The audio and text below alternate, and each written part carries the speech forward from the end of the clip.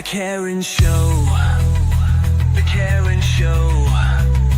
The Karen Show. Let's go. Let's go.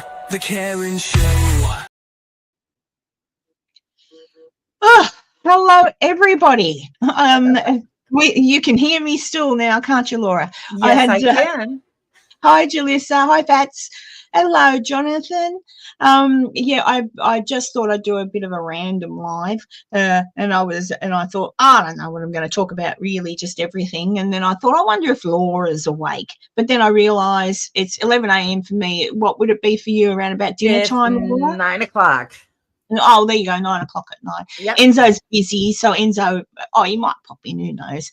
But I just thought I'll just pop on. I've been watching YouTube and watching all the chaos developing over there, and I'm like, oh my God. Oh my God. Yeah, bring us back a time machine. Well, yeah, I want to hop in and go back to around about 1981. I was pretty happy in 1981. Oh yeah, me too. But yeah, and then before I come on, it was tricky dicky. My microphone wasn't working. I finally worked out with the help of one of my daughters how to fix it. It was a nightmare, wasn't it, Laura? I was just So welcome in those who are listening. I was watching one of my friends covering the LA thing. Isn't it crazy? Oh. It's absolutely mental, but it's interesting too watching it.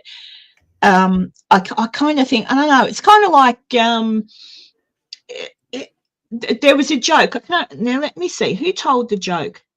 It was either Eddie Murphy or I think it was Eddie Murphy told a joke once, and he said the joke was something along the lines of he was cheating on his girlfriend, and his girlfriend walks in on him and somebody in bed, and she screams at him and whatever, and leaves the room, chases her, and he goes, "Hey baby, there was nothing going on. Who are you gonna believe, me or your lying eyes?" Right. I'm like, that's kind of what seems to be happening here at the moment. Like, I'm watching the narrative on the news, not all news. It just seems to be some news. When I say not all news, all of the kind of mainstream news channels. Right. These peaceful protesters are being whatever. And I'm like, I'm looking at the footage, guys. I'm watching the footage. And there's reporters from Australia there too. One of them got shot in the bum the other day. That was deliberate. I don't know why that dude did that, but that was deliberate. She must have pissed him off before she got shot in the ass. But I've been watching the footage. I have seen some people just sort of sitting and holding signs. I have. Right. But not. What I'm seeing, the majority of that is there's nothing peaceful about what's going on. Nothing. Absolutely nothing peaceful. It's mental.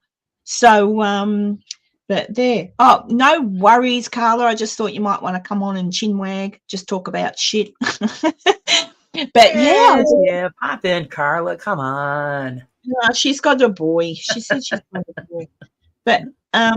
But it's not weekend. It's not the weekend. It's now, Carla. What are you talking about? Or have I dropped into another time warp and it really is the weekend and I've just lost track of time? Well, I hope not, because I was thinking, man, I had one hell of a nap if it's the weekend. Yeah, so I don't know. I've been looking at the news and I just sort of think, oh my God, like I can remember back in the day, in the 80s, we had issues. We had the Berlin Wall, we had, Africans starving, so we are the world, we had all that. Right. We had happening. We had wars. There was the Falklands War. There was, the war with they ended up killing him. Shit, what was his name? I don't know. There's always been wars and stuff, but at the moment everything's kind of mental, and I think I can't work it out. I've never seen the world, even as an Aussie, the other day there was a Jewish, or the other day there is a society that raises money not just for Jewish people, for all people, Muslims, everything. It's a charity type thing, and they had organised. His name escapes me at the moment, but they had a tech wizard type fellow, a Jewish man, that has travelled to Australia and was going to give a talk. Right now. I believe they revoked his visa, like they wouldn't let him in the country. I'm like, what? This is Australia. Like, what? And he's not a political anything. He's a tech wizard. So he was going to come in and give a talk at this. His only crime, so far as I can see, is that he's Jewish. Right. But it wasn't a political thing. He was coming in. The charity is not just for Jewish people; it's for all kinds of people. And the guy was just coming to give a talk, like a chat, not a political talk, just all about technology and where technology is going to and moving to. So our Prime Minister decided to block him. And And then the other day in Parliament, there was an American Jewish person who was going to talk, and he blocked him and said he couldn't talk in Parliament. And what was the other thing they did? Oh, Candace Owens was going to come out. Candace was going to come out here, and I'm not sure when. I think it was earlier this year while she was still pregnant, but she was going to come out here and give, a talk. I would have gone to see a talk. I don't mind. I don't agree with everything Candace says, but she's a smart lady. Yeah. Blocked her, said she wasn't allowed in the country. That's our Labor government. So we've got a Labor government. The Liberal government, I don't think is like that. But at the moment, there's a whole heap of trouble here about it anyway. People are sort of asking the question, what's going on? Sounds a little bit not nice to me. Yeah, something's up. Yeah. And then I was watching, you know what else I thought? It just popped into my head. I've been binge watching old shows. So I've been binge watching The Nanny, right? And I love The Nanny, but I love how she's always after Barbara Streisand and all that sort of stuff, and how it's how in the show she brings her Jewish stuff into it mixed with the Christian stuff. So like when they get married, when Mr. Sheffield and the nanny get married, it's a Christian and Jewish like blended marriage. And I'm like, do people forget? Like, what's wrong? I don't understand what the issue is with the Jewish people. Like, why are they? I reckon Jewish people are great. Plenty of comedians. Yes, they're always picked on. I don't know. I don't understand. I just don't understand. But anyway, and then I think also I think maybe there's people forget, like, because we've had kind of like we had World War I, II.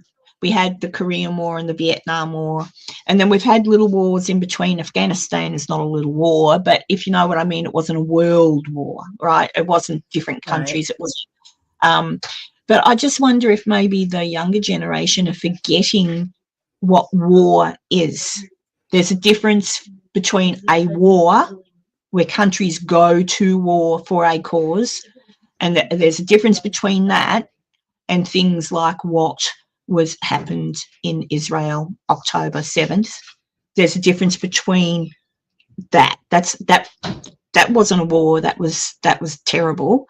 But then what's happening now is war. And I think people forget that in war, unfortunately, yes, innocent people die, just the same as in Ukraine and Russia.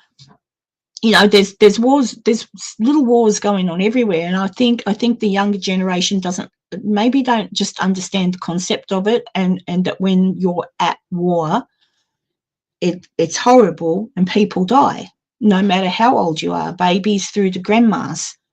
And I just see these things. I saw that Greta Thunberg, whatever her friggin' name is. Oh, I know she's got issues, but that just made me laugh. That's why I put a picture of her, the starving hostage gets a sandwich. Yeah. I just thought they've gone there, oh, if you see this, we've been kidnapped. I'm like, oh, kidnapped or whatever. And I'm like, you stupid people. and I can't get over it. It's kind of like I'm in a different dimension. There's normal people that are normal and think with, you know, open eyes. Like, so you look at it and there might be things that are wrong. There's things wrong on both sides, absolutely everywhere, with everything that's going on. But it's just like, and the LA thing's driving me mental. I don't get it. I don't Yeah. understand. Well, I do Well, understand. I mean, I agree with you. I don't think this generation understands because they're not being affected directly. No, Like it's when all we on were the, growing up, you know, we were affected because our fathers and mothers or whoever were involved. They either got drafted and, yep. you know, so it hit home. Here, we're kind of on the outside looking in. So it's not the same. It's kind of like they're watching a movie, Yeah. but they're not directly involved. Like, they're not directly affected. They're watching a movie happen on TV and they've taken a side. Or I like that character. That's kind of how I feel Right. watching it. And then you've got people turning it into a race thing, and I really don't think it's a race thing at all. Like this whole Yeah. it, They always pull it's that kind of card, like, the race card. yeah, they always pull it. It is kind of, it's not race, it's where they've come from, like the illegal people that are in and they're trying to get them out. Right. Yeah, sure, they are people that are from particular parts of the thing, but it's not race. It could be anybody that's come Right. into the country illegally. I could be there illegally, and Yep. I would expect a knock on the door if that were the case. So I don't know, but then again, the people that have come in and want to be there and then decide, oh, I want to live here, but if I apply, they might not let me. You know, they might be really, really good people and they'll get in. They've just got to do the right thing. But yeah, wow, geez. I was watching my friend Lewis this morning, the Nerd Report, and he was covering it. And some of the comments in the thing, people are nasty. Yes, Like, they really. are. And when I say nasty, evil. Evil would be a better description. Ignorant and evil. Yep. You know, like I'm sure politically I don't understand really the politics of most things. I'm trying to educate myself to it a little, but even something as simple as, I think it's the 14th of this month, they're having hi Kathy, they're having a celebration, 250 years of, I think it's 250 years of the American Army. Okay. So they're having a big, Donald Trump decided that, I think it's the 14th, could be the 19th, I don't know, whenever Donald Trump's birthday is, but it's the same day, it's the same date that I think it's 250 years since the American Army's inception.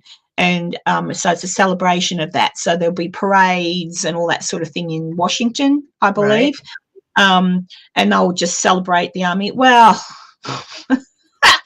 I was watching reports, and so the normal tally, so when you turn on your normal news, they're all reporting that it's Donald Trump's birthday, so therefore it's him. I don't know how they stretch things, honestly. It's him being a king, showing his strength to the world, and it's his birthday, so therefore it's him showing his strength, his like dictatorship, and they're going to have all across America, they're going to have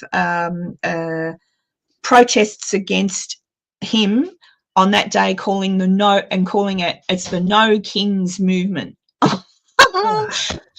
There's people with too much time on their hands. I really do think so. I think from an outsider looking in, I've said this before, and people who watch me a lot will understand. I love American history ever since I was a little girl, like a very little girl. I would, but I was in love with Hollywood, old Hollywood, and I talked about that the other day. You know, Errol Flynn, Right. David Morton. Like, I was in love with Cary Grant. You know, I was in love with old Hollywood. I knew all about the studio heads and who ran what studio. I knew all the history of old Hollywood from when it was started in the early 1900s until it started to come undone in really probably the 60s, 70s. It wasn't the same. But I loved it. And I look at history and I think about, and I was in love with also American history. So I've got I had books on America. I knew who, you couldn't test me on it now because I'd forget, but I did. Once upon a time, I knew who all of the presidents were, and I knew about different things that happened while they were presidents, from the World War One through to Korea, mainly the Korean War, not so much the Vietnamese War. Right. I love the history of the place, and America is a great country, and people who are American should be really, really proud of their country because it's got such a massively strong history and so many people that sacrificed their lives to give people that live there now. And that's why people loved America. It was the land of freedom. Right. You could say what you wanted to say and nobody was going to throw you in jail, you know. Exactly. And free speech. And in the UK at the moment, there is no free speech. There absolutely isn't. Wow. It's really bad over there. And Australia, I hate to say it, given our Prime Minister's current stance on things, blocking people from speaking in Parliament and saying that the Jewish people, I don't know what's going on. It's not good. And they just got back in. I was hoping they'd get voted out, and they didn't. Oh, boy. Yeah, so I think Australia's always behind the 8 ball. Like, we're always behind. So knowing Australian politics the way I know it, and I don't know it that well, but a bit, I would say in another 1 to 2 years, depending upon which way it goes for Mr. Trump and which way it goes for Starmer, as to who little puppy dog Australia will follow. Because that's kind of what we're like. Right. Like, so America is our number one ally, and without America to help us and protect us, we'd be stuffed, right? So our Prime Minister has to keep America happy. But alternative to that, we're also part of the Commonwealth and under the King. Right. So we've got to keep the UK happy. But I don't, unless I'm missing something, the UK really doesn't do much for us, if that makes sense. Whereas America, we've got more of a relationship with, especially mainly military relationship. Right. So I just hope that it all settles down by the end of the year, and that all these crazy people that are causing trouble and doing all this stuff just go, like, fuck off. Like, I saw... what's Julissa? Oh, it is Julissa. Like, I've visited there a few times. I love America. Oh, yeah. I love being here. Yeah, America. I'd be proud to say I was American. I'm proud to say I'm Australian. Australia is a great country too. It's just that at the moment, the people running it, it's beginning to worry me a little bit. Do you think things will change when William becomes king? You know, the sad thing is the king, like, they really don't have any influence over anything anymore.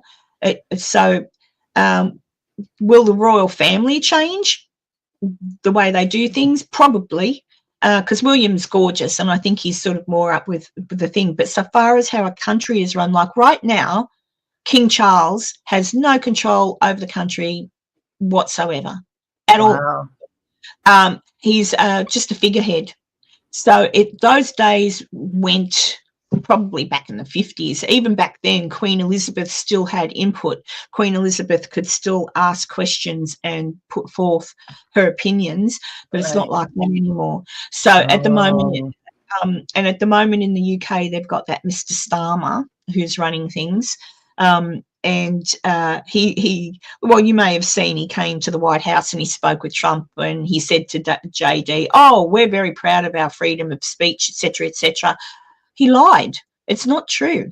They've put through stuff now that what I'm saying now, I could be arrested for in the UK. Wow. And put in jail. They're saying that if you say anything at all against a different race, so if living in the UK, if I were to say to you now, oh, there's just too many people coming in from Muslim countries, like we really need to, there's not enough housing for actual English people that have lived here generations, and we're getting all the immigrants in. Same thing that's happened to America. You've got all the immigrants in, and now actual people that have been Americans for generations of being Americans, or generations of being English, Irish, Scottish. It's affecting their life, and it's affecting where they can live and all that sort of thing. Well, if you say anything like that, it's seen as being hate speech. And I think, Okay. how is that hate speech? You're not hating on the people coming in. Right. You're saying, we're back. We're back. They need to come in. They need to, meld, like join, like become a little cooking pot of all different nationalities. And so, but that's hate speech. You're racist if you say those things. So, and you get arrested. Now, see, even here, we have a lot of immigrant people in our area. But the thing is that it was last year, our mayor had to say, no, we can't take any more people. Because there's nowhere to put them. Where do you put them? We have a lot of homeless people wandering around, and there's no place for them. And you're going to bring in more people?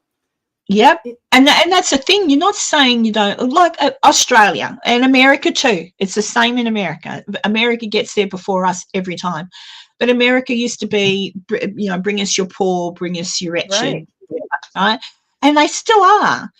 But there comes a point where, hang on a second, we don't mind you coming, but shit, where are we going to put you? How are you going to eat? How are you? What work are you going to do in order to feed yourself? Like you've got to have all these. If you're once upon a time, both of our countries were rich and countries and doing well. So Australia, for example, in the 70s after the Vietnam War, we were a great booming country. There was jobs everywhere. People could buy a house. It was a different time. So when the Vietnamese were wanting to escape their country, we come on over. And America did it too. You took in some Vietnam as well. Come on over. But America too back then was a very different country. Rich, thriving. People had the American dream. You could still buy a house. It was a very different time. So saying to people, come in, was easy because you could get a job. There was plenty of work for you to do. No one had any worries, but it's not like that anymore because it seems that so many more people have come from countries that weren't necessarily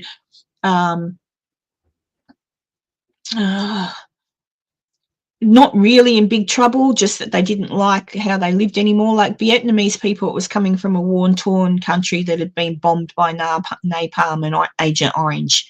It was dangerous, right? And it's still, after being there, it is still, parts of it are still not livable because of that. Wow. There's still issues that people don't talk about anymore. I don't think they have FATs. Fats just put something. Hey, Big Ben. It's kind of like,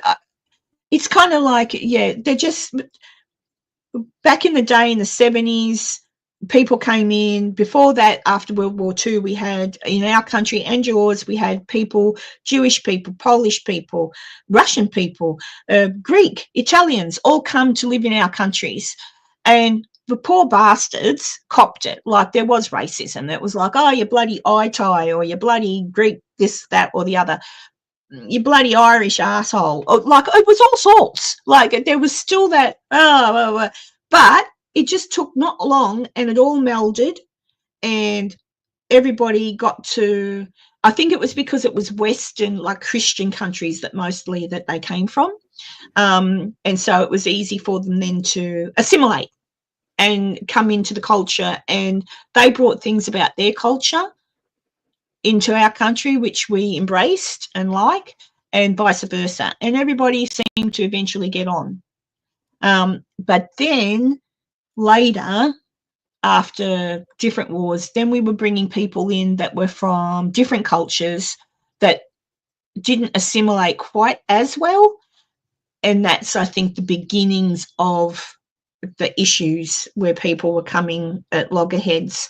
And I worked in a factory in the 80s, and in that factory, it was a German factory, Robert Bosch.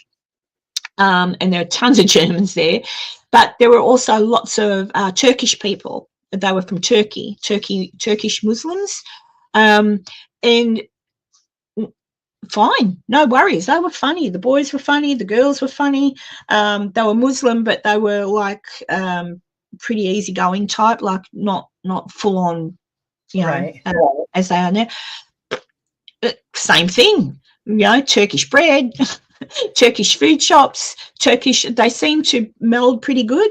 They still had beliefs. Like I still remember being in the staff room, and the boys were talking to us Australian girls or whatever, and one of them had an Australian girlfriend, and I knew her, and she said she hadn't met his family, and I said, why is that?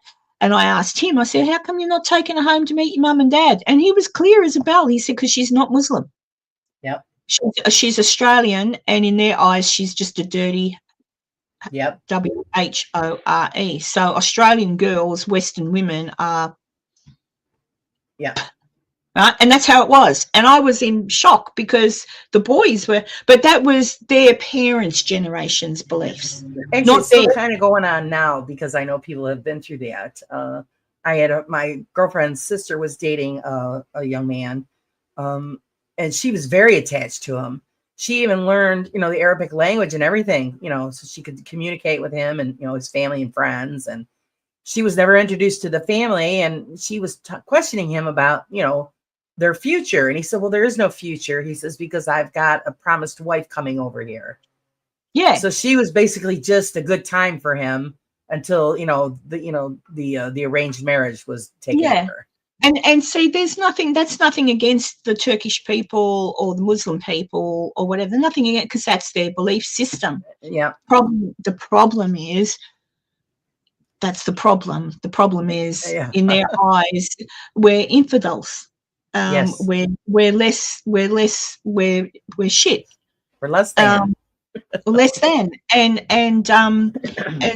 you know, no one's perfect, but that's the problem. And I think through, it's just sad, because that's what I mean. I've worked with people and they're lovely people, but then their religion, it's the religion. It's just so down the middle, and it's just, that's it. But mind you, having said that, as a young girl, Catholics, I wanted to go to Catholic school, and I had left home when I was 15. And when I left home at 15, I moved into a flat, a unit, an apartment with some friends who were male. Now, I was a virgin. Okay, I hadn't done anything. I had a boyfriend, but I was a good girl. Right, and that was a big no-no. No, and I decided that I wanted to go back to school. Because when I left school, it wasn't my choice. It was my mother's choice. I wanted to go back to school. So I went to the Catholic school because that's where all my friends went. And I met with the priest, and he was all thumbs up and, yeah, no worries. But I still had to talk to, I can still remember her name, Sister Mary.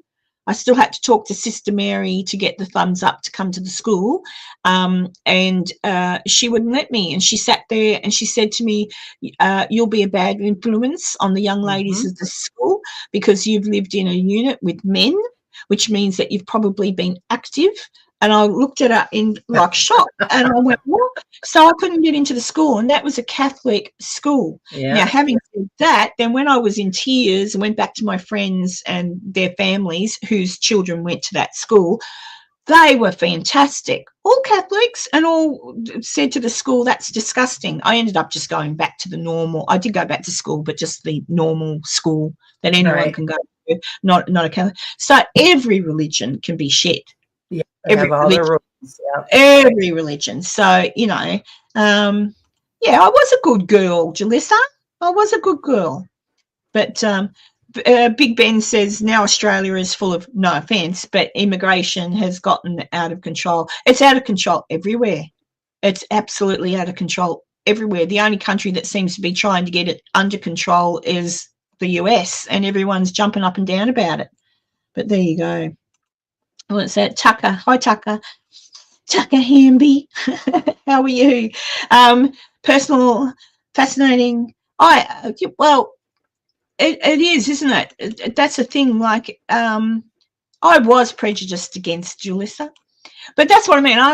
It annoys me, but it's just that when people say, "Oh, you know, you're saying things against Muslim people, or you're saying things against Buddhist people, or you're saying people against Catholics or no, you're just making an observation that every single religion has its good bits, and every single religion also has its shit bits.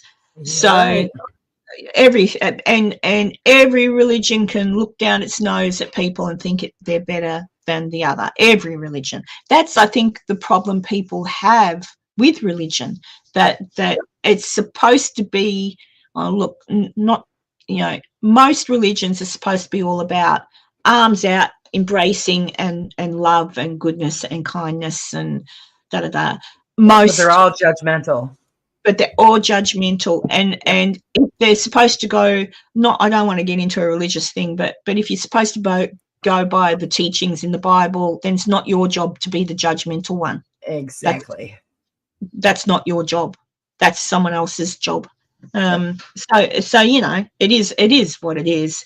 But I just I'm just watching all this crap unfold in America, and seeing it with your own eyes. So you see it, you can clearly see what they're doing, yet off to the side you have people reporting, oh, these peaceful protesters, and the you know, Newsom and friggin' whatever her name is, the mayor, oh, it wouldn't have come to this if they'd only not sent in the National Guard. Well, he sent in the National Guard because it had already come to that, you silly woman. Exactly. Like, he didn't send in the National Guard in anticipation. He sent in the National Guard because, oh, shit, look what they've just done to the coppers, to the police. Fuck. Well, they've, you know, so, yeah. That's right, Alyssa. If, you know, what's that? If that lady could see Karen, she was fine. Oh, thank you, Big Ben. Oh, well, I'd say she's long dead, to be honest. Because what was I? I was almost 18 then when I wanted to go back to school. I was still 17, but almost 18. And isn't it funny, though, when you remember people from your childhood, the old people, like, you know, the old lady up the road? She was probably only my age. Yeah. That old lady. But yeah, no, she probably long gone. If not, she'd be in her 90s or something. I don't know. Maybe. Oh, she was older than my dad, and my dad's 82, so she'd be old if she's still alive. Right. Back then they were mean too, because my husband and I actually were just talking about this the other day, because he went to Catholic school, and the nuns were just mean. Oh, they weren't, yeah, like, well, that's what I mean. The Catholic priest that I sat down and spoke to asked me a whole heap of questions. Why do you want to come back to school? And and I explained the issues. I explained why I left home. And then I told him that I was going to be living with my dad, and I would have to travel a fair way to get to school, but on a bus. And he was really good. And he said, but I've got to, it's not up to me. It's also up to sister. You know, and so go talk to her. So I did, and the old cow said no. I cried. I was in tears. I was really upset about that, but there you go. It is what it is. But yeah, I don't know what's going to happen. It'd be interesting to see what happens when is Donald Trump's birthday? The 14th or the 19th? I thought it was the 19th. I don't know, but it'd be interesting to see. There is one fellow, Stephen A. Smith, I think is his name. He's a sports caster person, but he's a Democrat. I think that's his name. Hang on, let me see, because I'm just going to say something nice about him. That's all, to show to you that I'm not an American political. I don't take a side. I just I think that's his name, Stephen A. Smith. Yeah, that's him. I don't take sides either. Whatever I believe is the correct route is what I go with. Stephen A. Smith. It says American actor. I didn't know he was an actor. A sports personality. You know, where's his picture? I'll just show people, because the reason I'm talking about him is this fellow. He's a sportscaster, and I see him on a few things. Right. And he's a Democrat.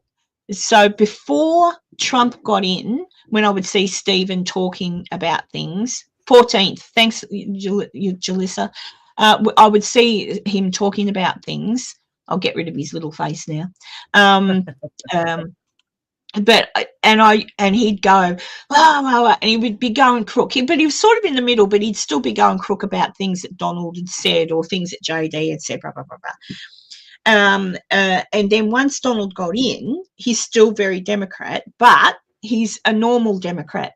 I know that sounds terrible. He's normal because he's a Democrat and he doesn't agree with Donald Trump, but he also says, let's give him time. He says, I don't agree with everything, but let's give it time. Right. And he's just normal. I reckon he should run for president. I reckon he should run to get in charge. Yes, Big Ben, I believe that's true. He's not, I mean, I don't know. I just see him and he's pretty level-headed. He still gets fiery on certain subjects as everybody else does, but he seems level-headed. And when he's talking about things, and he was even talking about these riots, and he said, it's freaking violence. Like, what are they doing over there?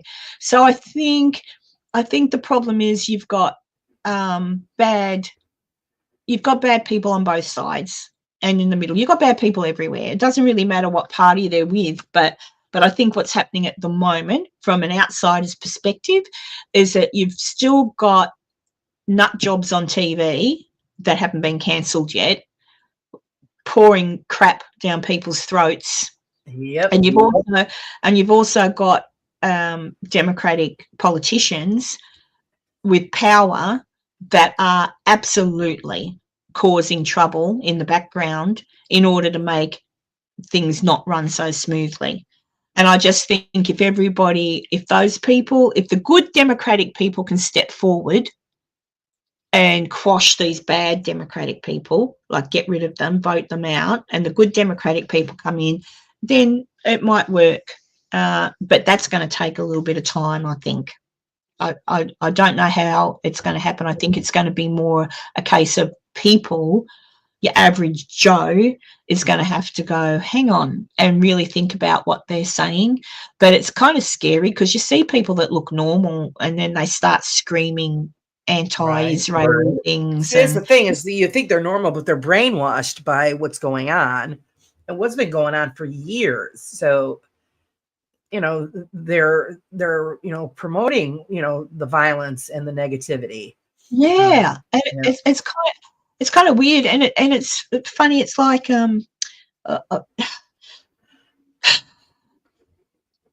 people have got their opinions, and for example, I had a friend. I've got a friend. I haven't spoken for a little while, but I've got a friend who, and I think I've said this before, when that man that was the CEO of the health fund, or how you have your, he got shot in New York, and that young bloke got arrested for the murder. He was the CEO of a, you don't call them health fund, your medical thing, however you claim your insurance. Right. You must have seen that, Laura, on the news. He was in New York and he got shot dead by that young fellow who still hasn't gone. He still hasn't gone to trial yet. I don't think he's still under arrest. Yeah, that could take years. Yeah, that was all over the news. It was all over the news. There's clear footage, and the guy admitted, yes, I shot and killed him. And people were going, yay, and saying that this young bloke that did the murder, what a handsome guy, and he was getting love letters and all that. And someone I know that I thought knew better said it was a good thing that the CEO was shot and murdered. That's terrible. I'm like, what? So their opinion was that basically the young bloke was at the end of his tether, and it sends a clear message to people that we're not going to take it anymore. And I'm like, that was a man a rich man, but it was still a man. Does it mean that because you're rich, you should be shot? I don't know. So that was a man who was running a company, and early in the morning or in the afternoon, whatever time it was, I think it was morning, was walking to go in to get ready to do something he was going to do. And this young bloke comes up behind him and shoots him in the back, and then goes up point blank and shoots him and makes sure he's dead. That was someone's daddy. Yeah. That was They don't look at it that way. And these people weren't looking at it that. And as it turns out, this particular health fund or health insurance company that this guy was the CEO of had absolutely nothing to do with the young bloke that shot him. That young bloke was with a different company. It was just a random chance that he could go and do that. And I couldn't believe, and I'm getting to a point here, I couldn't believe that someone I've known for such a long time has common sense, so I thought, and would think that was okay, that was okay to murder somebody to get a point across. There's They can have it anywhere, at any time, at any people. Because if you don't agree with everybody's, belief or, support what they support, then they can shoot you. I mean, it's just ridiculous. Well, that's what I mean. But I think the point I'm making is that something is wrong with society. Somehow people that think normally or used to be critical thinkers are now somehow not. And I know that friend of mine was getting their news from left-wing publications like Washington Post, New York Post, all those newspapers, right. and watching people like Stephen Colbert and things like that. And my advice to them was that I understand where you're getting your news from, but you need to look outside of those people. You need to look in other areas, because they can't then, but even some of those people, like I think, Jon Stewart, I think his name is Jon Stewart, is and even Bill Mayer, however you say his name, they're still Democrats, right. But their eyes have been opened, and if you watch them now, they're like, what? Like finally they're kind of like shit, but they're getting shit. Like they're getting shit from because common sense is kicking in. Common sense is kicking in, and they're going, right. So no, you don't have to agree with everything Donald Trump is doing. I don't even. Like, there's some things I go, oh, you reckon? Yeah. Okay, he's the president. Let him do what he wants to do, and hopefully. I'm not a big fan of his personal side of him, but he's got a job to do, and no matter what president we have, not everybody is going to like them. Absolutely. Not everybody. Let the guy do his job to the best of his ability, and we'll see what happens. Well, it's already put through. Hopefully it'll pass. It's supposed to pass. But for people that work in restaurants and stuff like that, how lucky are you? Like, and he's put the no tax on overtime forward and the no tax on tips. So that means, for example, in your instance, if your husband's off at work and he's got overtime, he's only going to be paying tax on his regular wage now. He doesn't have to pay tax on his overtime hours. Right. So, because normally overtime, it's not even worth it because they take the whole thing. They take, same here in Australia. You work overtime, it's not worth it. It puts you up to the next tax level and you get taxed more. Yep, they take it all. So you've pretty much worked for nothing. You pretty much, So Donald Trump's done that, which is fantastic. And then someone was saying the other day, cost of living. But I'm thinking, well, already in most states, fuel has gone down. Price of eggs has gone down. And then they're going, the tariffs. And I'm like, just shut the fuck up. He's been in since January. We're halfway through the year. Half of this tariff stuff hasn't even taken place. Yep. And he'll get there. It's a work in progress. He's a businessman, so he's running the country at the moment like a business. He'll get there. Just breathe and give the man time. If in another 6 months' time people still can't afford to eat or live, well, then there's an issue. But at the moment, so far as I can see, I think everyone is behind him on getting rid of these people out of the country, and I'm pretty sure that what he's doing so far is helping people. I don't know. You live there, Laura. Is it? Well, if they're illegals, then they need to go and come back in the right way. I mean, my father's an immigrant, and he had to go through the right channels to come here and live. That's what I'm saying. You just got to do it the right way. That's the beef. He's not saying no, you can't come here, but do it legally. Yeah, and because that was the other thing I was watching them talk about, the money that had, because you have your Medicaid, Yeah, Medicaid, yep.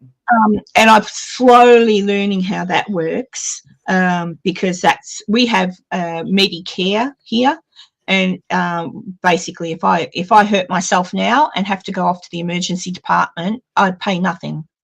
Like right. I'm an Australian citizen. I'm covered for medical. See, because I'm classified as disabled because of my my health conditions.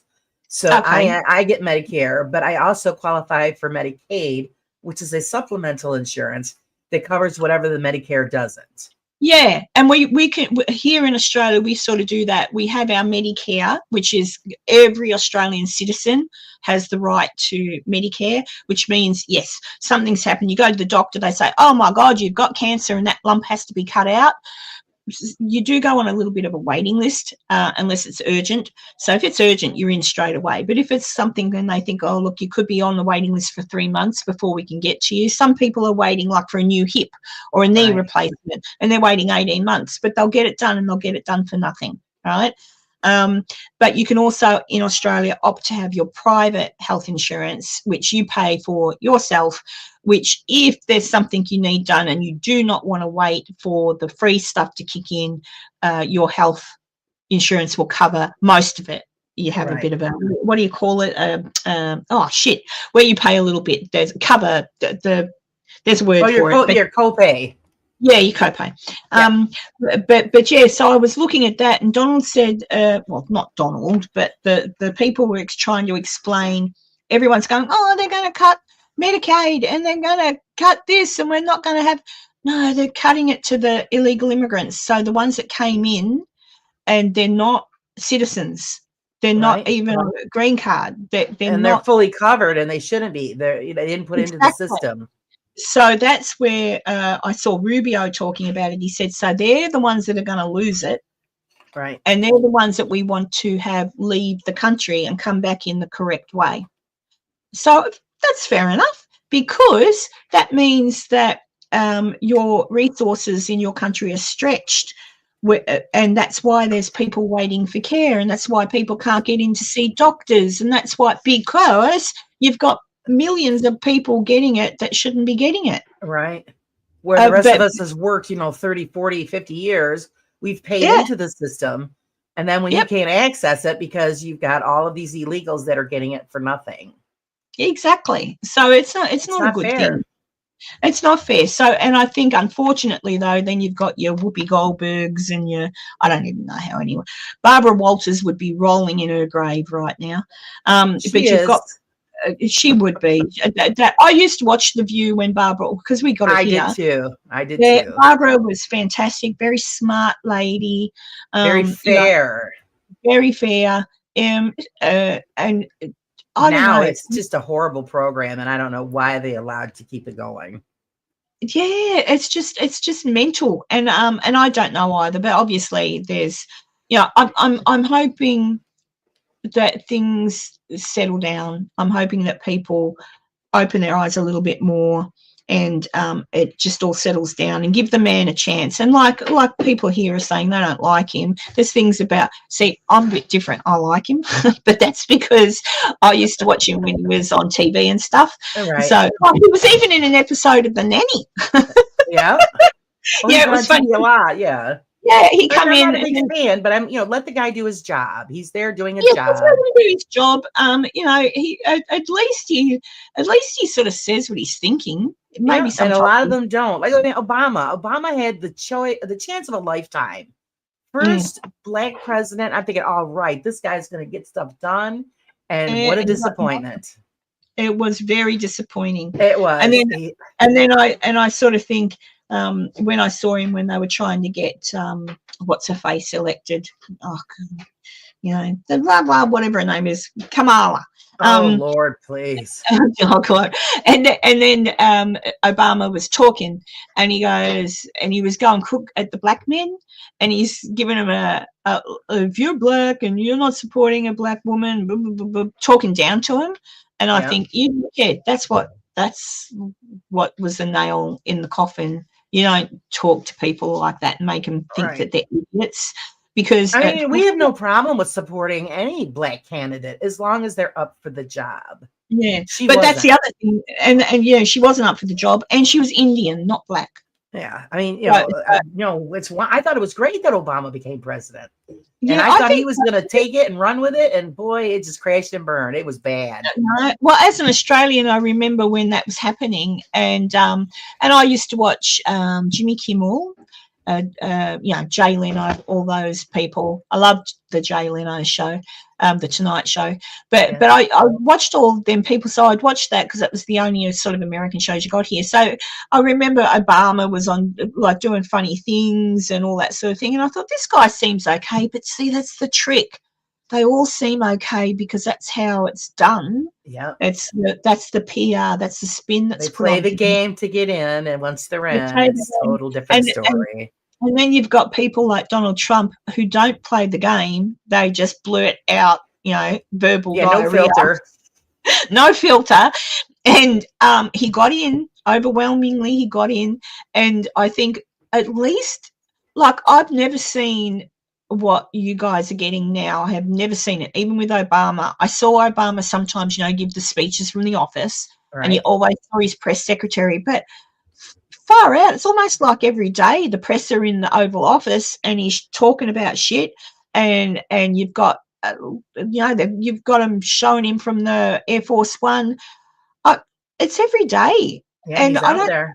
He's out there. He's letting you know exactly what he's doing, and you might not like what he's doing, but at least he's telling you. He's not hiding it. Right. Like, there would still be stuff he has to hide because obviously we live in a world where there's people that would be looking, China, Russia, Iran.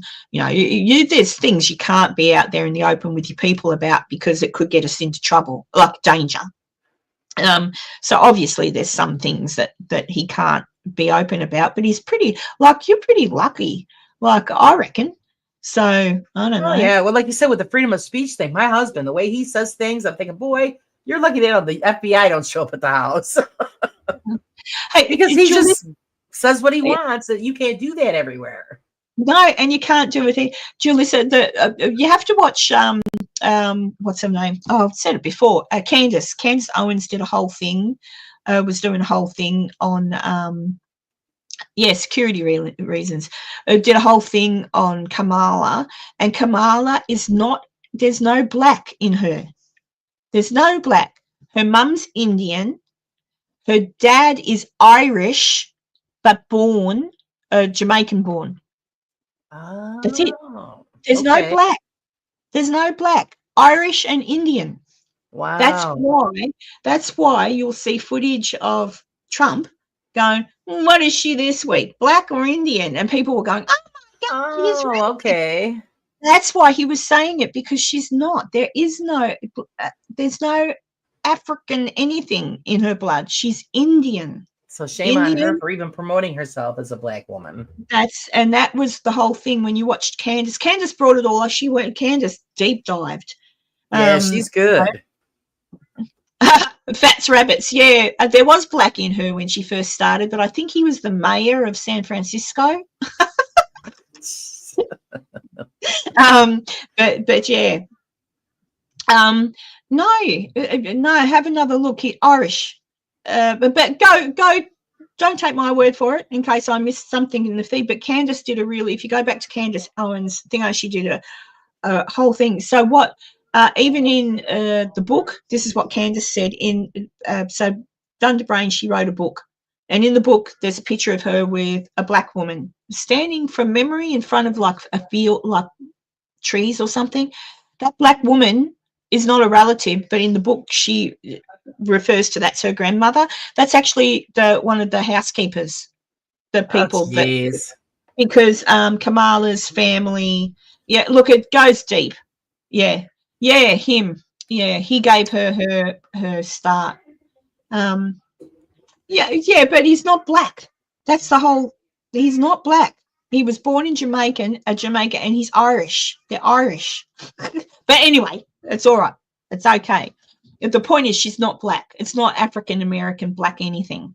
And just because you're Jamaican, to my knowledge, when you say I'm black, that means you're saying you're African American. Am I wrong? If I am, let me know. But that's my understanding of being black. When you say I'm a black woman, you're proud of your African American heritage. That's my understanding. You're not proud of your Indian heritage or your Jamaican heritage. Right. Yeah, she left that part out. It's just, yeah, I'm just saying. So she was a bit of a fibber from the start. She was out here not long ago. She's probably come home already. She came out here to give some talk to a, don't ask me why, to estate agents, like an estate agent conference. And there was footage of her saying that. What was that thing she said, Laura, where she was saying that there was that spiel she would talk about the past and the present, and it was a thing she would say. I can't remember what it was, but it was like words. It was the same thing. She was just repeating all of her word salads. And I'm like, who would pay, honestly? But anyhow, the world, everyone can do what they want. I suppose you can, can't you? But oh yeah, and Julissa, Candace also talks to her uncle. Her uncle lives in America, so she got to talk to him too, and he gave her the heads up on the family tree. And yeah, there's no. Oh, jeez. Yeah, so there are lies to be told, but that's the thing, you know. There's nothing wrong. I don't understand, because she was always said she was Indian way back. And then all of a sudden she's gone from being Indian to a black woman. And I'm thinking, what's wrong with saying you're Indian? Kash Patel is Indian, and the other fellow who started Doge with Elon Musk, he's Indian as well. And they're all proud of it. She was trying to bring in the black vote. Yeah, well, exactly. That's why she did it. But yeah. But I just think back to a time in the 1980s when things just seemed simpler. Maybe I'm wrong. Maybe I'm like my grandparents, where they used to say to me, "Oh, it was in my day," you know. And they're right. In the 80s, you got to remember, we had industry here in the United States. The companies were here, products were made here, and now that's why there's no jobs, because everything is outsourced to other countries because of cheaper labor, and of course the tariff thing was cheaper. And now that he's going after all of that, because he's trying to make everything come back here and be made here, you know, be proud, made in America. And it's very, very rare when you find something that's made in America. Yeah. Well, that's what I mean. It's kind of like it's in Australia at the moment, we're having issues with farming, same as you guys are, in that everything here is outsourced, the same as you guys. I don't know what happens when you ring up about your telephone connection or whatever.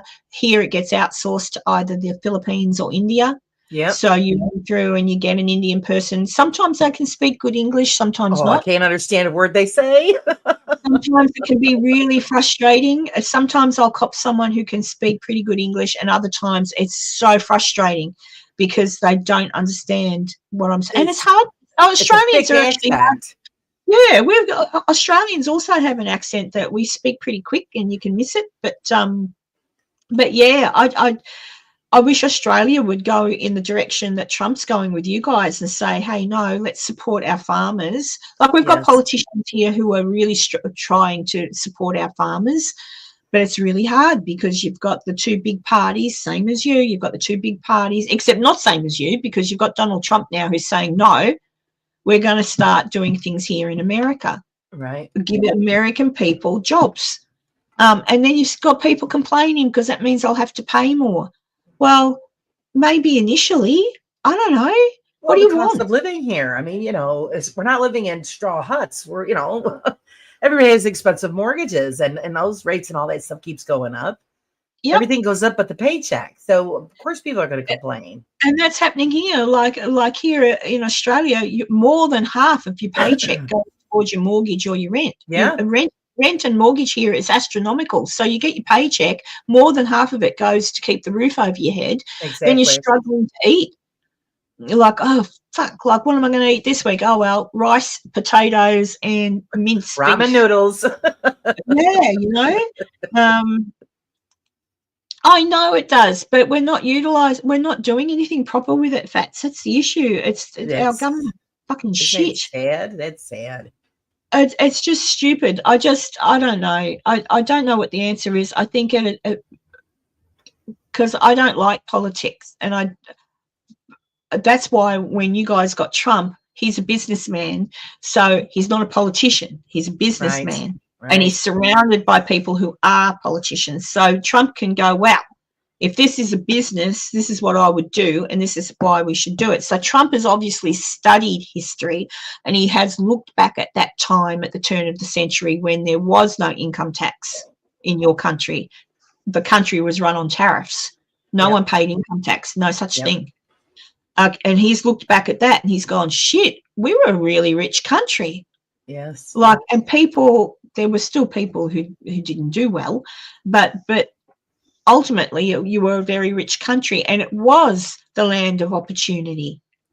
You could come to America and get a job instantly. It was now it's ridiculous. Now it's terrible. And the same with Australia. Australia too was a place where you could, my mum, even me in the 80s, if I didn't like the job I have now, I could literally walk out of my job and tell them to get stuffed and be in a new job by the afternoon. Exactly. Yeah. You can't do that anymore. Nope. It's not like that, and even the pay isn't bad, but the cost of living is shit. Yes. So you look at your pay, and I look at what I'm being offered now, for example, for some of these jobs, and I think that's a good pay, but still my mortgage is more than half. So my fortnight of mortgage is more than half. It's 3/4 of my income. Right. But you got to do it. You got to still, so thankfully for me, I have a household full of girls who all put in towards food and, right. Do you know, that's how you have to live. You've got to have more than one. Well, my son actually just moved out because he just bought his own home. He's going to be 35 and he just moved out. And I'm adjusting now because now it's just me and my husband. So now the things that my son would help with the household, we have to make up, and it's not easy. And that's what if all of my girls said to me tomorrow, Mum, by the end of the year, none of us want to be living here. We're all going to move out and do our thing, which they can't. They just, it's the same as me. But let's just say, argument's sake, that's what they say. I would have to sell this house because I couldn't afford the mortgage on my own. There's no way I could afford the mortgage. Well, I could pay the mortgage, but then in America you have rates. I don't know what you call it though. You've got a different name. Your land taxes. I think you pay land tax and stuff like that. But that's what we do. We have what we call rates. So every 3 months, our local council, which is equivalent to your, I don't know. You have, I don't know what you have, but each county, I guess, you have people you pay money to for your water and crap. Right. Well, see here with our mortgage, like the taxes are included with the mortgage. So you only got the one payment until the house is paid for. Then when the house is paid for, then you pay taxes separately. But yes, the utilities are all separate. Water, gas, and electric. Yeah. That's all separate. Like, what about sewage and stuff like that? Sewage is included with the water bill. Okay. So, so similar and the here. Sewage is more expensive than the water usage. Yep. So it costs you more money to flush your toilet than it does to get a glass of water. And then if you don't flush your toilet, you still got to pay because, It's ridiculous. It is. Same thing with our gas and electric. We get charged a delivery fee. And I'm like, what do you mean delivery fee? Ain't nobody dropping the gas off at the house. Yeah. They do that here too. And it's more expensive than the usage. I mean, I could use maybe $50 worth of gas a month, and the delivery fee will be $100 to $200. Yeah, well, so here I haven't got gas in my house. I'm purely electric, and I've got solar panels, right? but I still have to get fed off the grid. And it used to, like, you just every time you'll have all these little fees on your things. So you'll have usage, you'll have fed back into the grid and how much they've paid me, which is nothing. And then it'll have a connection, like to be connected at all, there's a fee. So like you're saying, like, you know, and then you've got your, so I don't know, that's where I think here, the interest rates are controlled by what we call the Reserve Bank. I'm not sure who controls yours over there. Like who says what the interest rates for people are going to be, but here it's our Reserve Bank. So it's not so much the government, it's another part of it that say, oh, well, inflation is at this and that. So interest rates on your houses are going to go up. And I'm like, well, people are going to lose their houses and be homeless because you're putting the interest rate up. They don't give a shit, and I don't know who. I don't know who benefits from that. The banks probably. Yeah. And also goes by, like, here goes by your credit score, and they have 3 different departments that rate your credit and check your credit score, and then it falls into a certain category, and then that's the interest rate that you're going to pay. So say, like, you know, I have a credit score over 700, but, you know, and I'll pay this amount, where somebody that's got a credit score that's over 900, they pay half of what I would pay for this for the same thing. Hi, Debbie. Excuse me. That's the craziness. Well, that's what they do here too, because I was trying to work out something the other day because I thought, shit, if I don't get a job soon, I'm in trouble. But I've got to, I did, here's my whinge. I was going to start a job yesterday, so I thought. I got told to go in yesterday for the onboarding, etc. So I get to the job, and the woman that I was supposed to meet goes, oh, yeah, the boss told me you were coming in today, but I'm really not quite sure what he wants from you and how it's going to work, and I think I need time to. I'm like, oh, man. What? Why was I told to come in then? Like, so I won't be going back there, but I've got a job interview. They found somebody, so they didn't want to tell you. Oh, no, they didn't find anybody. They're unorganized. Okay. And I'm like, well, that's good for me to know, because I don't want to work for a company that can't even organize what the fuck it is they're supposed to have me doing. Exactly. But that's okay. I've got 2 jobs on the hot plate, and one's already asked my referees for what their opinion on me is. And the other one looks pretty good. They want me to come in on Friday to discuss the position. So I'm going to get a job. But back to my point and what you were saying about interest rates, I thought, shit, what am I going to do? What am I going to do? Like, how do I do this? So my credit rating is really good too. I'm almost at 1,000. I don't know how it works in America, but I'm 950 or whatever. And then I rang somebody and I said, oh, what, because I was talking about my options with my current home loan and what could be done. And they said, well, your credit rating is really good. So that means, like you were saying, the interest rate that I would pay if I fiddle around is lower than what most other people would pay. Right. And I'm like, fuck, but not by much, but still. And I'm like, if they only just put it, when I first got this house, the interest rates were at 3%, something like that. My repayments were I was completely capable of paying my home repayments. Right. And then stupid COVID and everything screwed everything. Oh, it screwed everybody up. Yeah. So I just think there should be, on a home loan, do what they want with personal loans, car loans, whatever. But on a home loan, I reckon it shouldn't be allowed to go above 3%. Full stop. Yeah, that would be perfect, wouldn't it? But that doesn't work. But they make a fortune the way home loans are set up. So no matter what your repayment is, so if your repayment is $300 a week here in Australia, 300, mine's 5. So $500 a week is your home loan repayment per week. The interest on your home loan per week is $490. So it doesn't matter. By the end of the month, when you've paid your home loan, you might have paid $2,000 on your home loan, but you've actually, in fact, because they're taking over $1,000 in interest, you've only paid off about $80. That's how they make their money. Wow. Oh, yours is pretty high. Jesus, Fats, that's high. Is that for a home loan? Struth.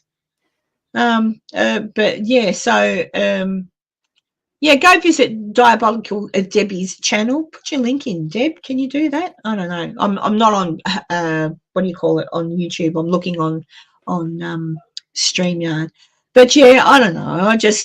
I get sad sometimes. I'm watching all these old shows. I'm watching The Nanny. So at a time where everybody loved Jewish people, all of a sudden no one likes Jewish people. I love Jewish people. I think Jewish people are great. I think, well, it was more laid back, I think, everybody was more accepting on a lot of things. I mean, I can't, I don't know. I just, oh, okay. Well, everybody just type in, put the name of your channel in. It is just Diabolical Debbie, isn't it, Debbie? Just put the name in and people can type it into their thingo. Yeah, I can't. Check it out. Yeah. Yeah, she does some great videos. Yeah. Ever stops raining here, I might put some videos out. Oh, yeah. All it does is rain. I've been trying to make content lately, and I've got a lot I can do, but I've just lost the want. Like, I've got all of the stuff from England, all of the, when I did, I might put it together, but it's just that, like, I went to an old prison in England, that's near the Wookiee Caves somewhere, an old prison, supposedly haunted. The Cray brothers were incarcerated there, and different things happened. And I walked around on my own. I just walked away from the group I was with. I just said to the girl in charge, I said, I can't stand being in groups because they're full of shit. Yeah. Well, you're getting the tour story. Well, it was a group of people that were with her to do this thing, and I swear to God, one of them was always being touched. The other one was seeing things. The other one, I'm like, they're all full of it. The fucking liars. I just think, oh my God. So I just walked off on my own and did my thing. My thing when I'm on my own is to walk through an old place. I'm not frightened. It's an old, empty building. Nothing's going to hurt me. Now, I wouldn't go to something that I had never been to, that wasn't secure, and I didn't know it was safe. Right, because you didn't know if there was like vagrants hanging out or something. Yeah. Like where I was, I knew I was safe, but I was on my own. I was on the other side of the prison by myself, just walking up and down and into the cells and sitting in the cells. And all I do is take it in and look at the history that they have around these places and know the history a little bit, and just sit down and have a conversation. I just talk and then wait. That's pretty much what I do. Yeah. That's all I do. And then if something's going to happen, wonderful. If it's, but whatever. But nothing ever happens. Nothing has happened apart from the singing ghost at the Waverley. But because I wasn't on my own, I'm still not convinced. If I were on my own in the tunnel when that happened, then I'd absolutely be convinced. It's still weird, but that's the only thing. But the strange thing happened, like that's what I mean. I do get feelings when you do get feelings when you're in places by yourself. Like the building itself has an aura about it. Do you know what I mean? Right. So I do get feelings like when I'm in a place, like what I said when I was at the Ancient Ram Inn. Now, I was there with my friend. And because she was sort of saying, oh, there's someone there, like she's a medium, and she was saying, oh, there's someone there and there's this and there's that. I didn't feel any of that. I just let her go. But there was a feeling about the house, like the house itself had an energy to it. And then, when I started asking questions about when speaking out loud, as I do, doing it my way, speaking out loud and saying, hey, when you died, did somebody that you love come and get you and take you and blah, blah, blah? And up until a certain point of me talking like that, all of a sudden there was just like a switch got flicked over, and it was whether or not it was me or whether or not it was God or whether or not whatever, it was kind of like this little, just the house, the energy that was in the house just dissipated. Nothing, there was nothing. Like, you know how you get that feeling? Just 1 minute it feels like it's alive, and next minute there's nothing. Right. And just this little message popped into my head, said, "You're not allowed to know. Stop asking.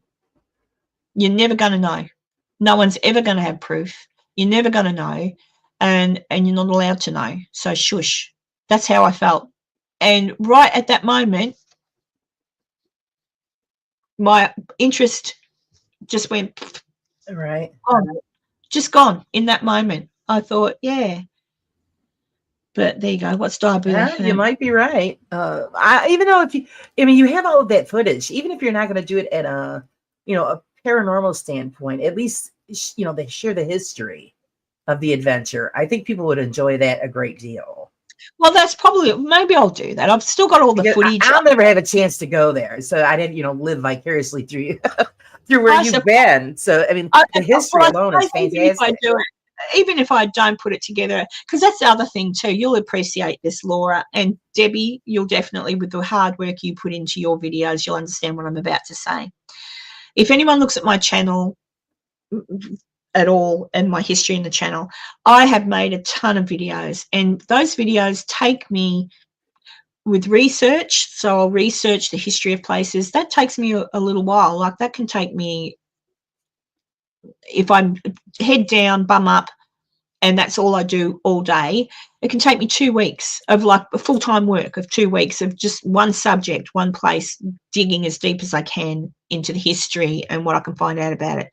Then I put the video together. Now, that sometimes they come together really quickly. It just sort of flows easily. And then other times it's harder. And it can take me a good, after all the research and what I want to put together, it can take me a good week, sometimes more, to put together a pretty good, well, not pretty good, a decent video. Okay. Then I put it up, and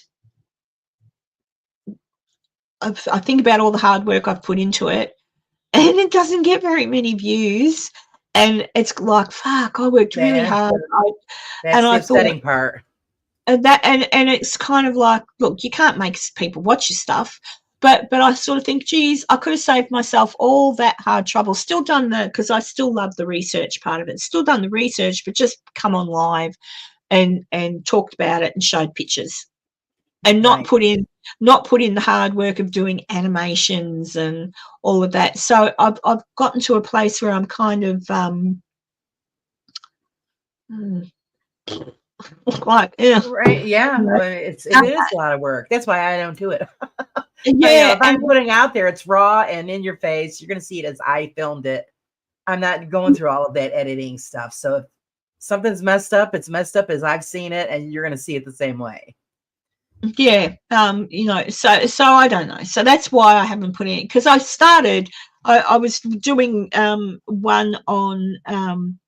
Okay, this is how my brain functions. So there might be something wrong with me. A friend of mine put a post up, and it was Kamala Harris talking about the stars in the sky. What did she say? She said sometimes. It was an MLK quote anyway. It wasn't her quote. She was talking about seeing sometimes you don't see the sky for the stars or whatever, or the stars for the sky. That was it. Sometimes you've got to look through and see things. So it was a meaningful quote. But I thought to myself, and he showed me that because he said that's why he loved her, because she was so clever. And I'm like, I've heard that quote before, though. That's not hers. She's taken that from somewhere. And it was MLK, Martin Luther King. And I found the speech. So I went down this whole other rabbit hole, and I watched his full speech. And I'm like, wow, this guy was awesome. He was amazing. Yeah. He was amazing. And then I went, oh, what happened? And why did he go there? So I've actually got an episode about MLK sitting there to do with why he was there in the first place. And it was two young men. Oh, well, one young man, one man in about his 30s, garbage truck guys who were in the back of a garbage truck. It was raining, so they took shelter and sat on the back of the garbage truck. All right. And the garbage people, the garbage truck owner, like the the people who owned the garbage trucks, the government, the local government, whatever, were being asked to please upgrade the garbage trucks because they were dangerous. Like they weren't, we need new garbage trucks, right? But because it was black people that were doing the garbage collection, and the mayor at the time, an asshole, his name escapes me at the moment, but a complete racist. Like he was a Ku Klux Klan-y Oh my man. God, yeah. Yeah, asshole.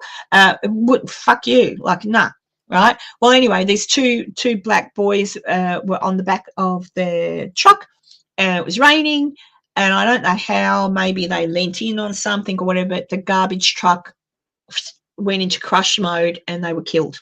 Oh no. So the union people, now I'm going off the top of my head, so I might be getting things wrong because I'm going by memory here. But so that was the big march that people see when Martin Luther came and marched with them. They were marching against that and sort of saying, hey, look at us, we matter. Everybody matters, but you need to help us. Like, this is wrong. We need it, because it was a union thing.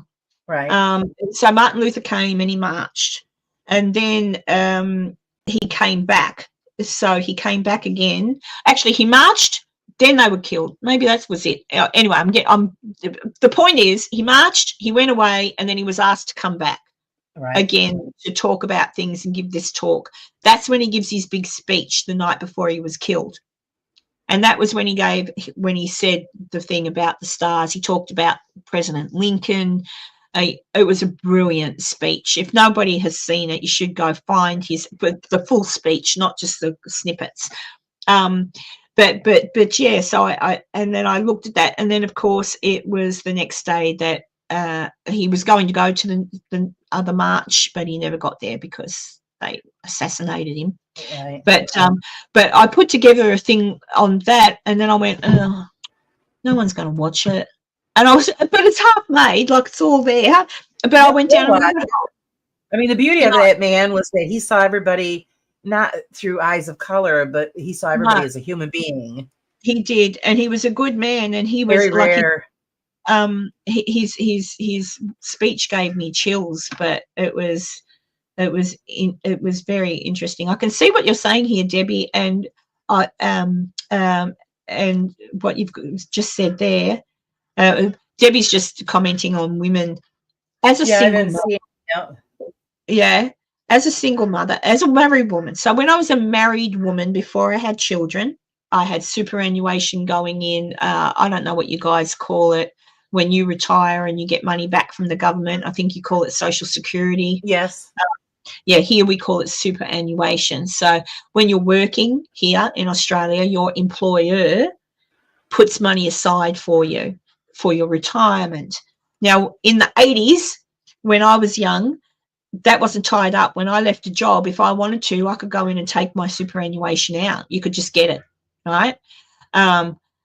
So when I had my first son, I had some superannuation there. I went and took it out because it helped with the cot. It helped with, do you know what I mean? Like, so yeah. I had some stuff there, and we got did a few things with our car and whatever. They've since changed that. You're no longer allowed to access your superannuation, right? Right. But the problem is, and this is where men would get upset. So when you get a divorce, the husbands are still working. They're still getting their super, etc. It's still all happening for them. But the woman has stopped working.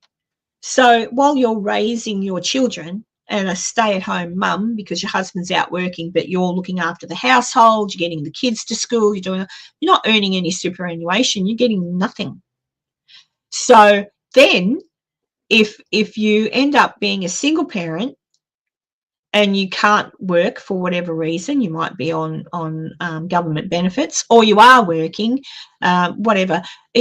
Women are the losers every time, because at the end of the day, when it comes to retirement age, because you've been a mum and you've not actually been getting paid super, you've got nothing. You're going to have to rely on old age pension, whereas the men have been working.